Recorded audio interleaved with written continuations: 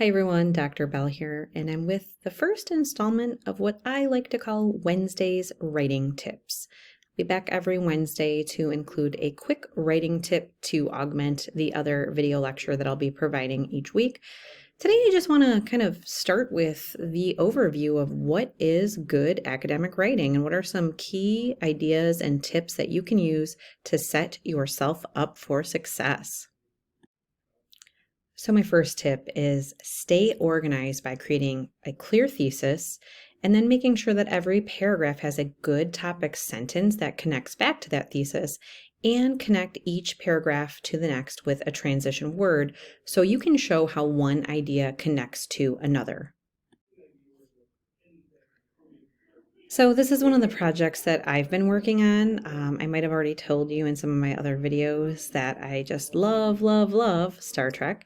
And so this is a project that I've been working on for a while.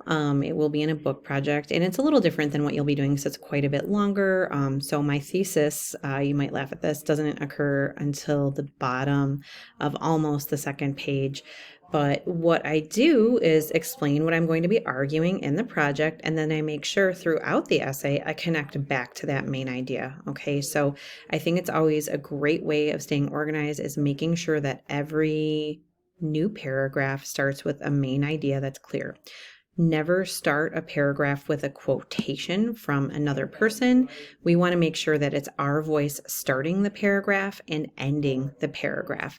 And so again, just making sure that as you move through your essay, you use good transition words, such as I've used here to show how one point connects to the next. So the next tip, let your voice shine. Let your argument be the focus. Don't let source information take over your project. What do I mean by that? Well, a lot of times when we are in an essay, I remember this when I was a student, my teacher or my professor would say, well, you have to use research. And so I'd find some really good research and I'd kind of just tie it all up together. I'd copy and paste, and I had my correct MLA citations, but the essay really wasn't mine. I want to make sure that this is clear. When you're using source information, you again kind of want to sandwich it in the middle of the paragraph. So for example, I have a quotation here, but you can see that I've sort of started the paragraph in my own voice, and then I continue on in my own voice. So we always want to situate a quotation a bit in the middle of the paragraph and making sure you're following it with your own ideas. We never end a paragraph in a quotation because that leaves your reader wondering why, what was so great about that quotation in the first place? How did that fit in with the rest of the argument? So that's really important as well. Second note with using research, as we will be using research in this class, make sure that you understand what the quotation says. As a younger student, I remember finding some sources and not really understanding them so much, but I thought, hey, my teacher will probably get it. I'll just put it in there anyway. Don't do that. If you don't understand the quote, don't use it. Another tone or note with voice is make sure that you're writing in your own voice. Good writing is clear writing. You don't have to go through and change every word with the thesaurus to make it sound academic. I like writing that makes sense, that's clear. Depending on your field, if you're going into the sciences or engineering, there's a lot of emphasis on clear, easy to read writing. It doesn't need to be overly complicated.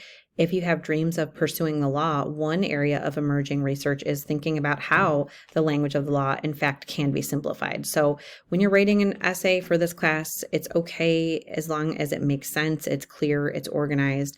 And when you're using source material, again, making sure that it's only there to prove your main claim. Don't let the sources take over your essay. This is your project, not this person. So last tip, how is this course maybe different from a high school writing course? Well, we're here to put our best foot forward, and it's very important to consider that writing is a process. You're not meant to produce an A+ paper your very first try. This chapter that I'm showing you right now is a really good example of it. I rewrote it 3 or 4 times.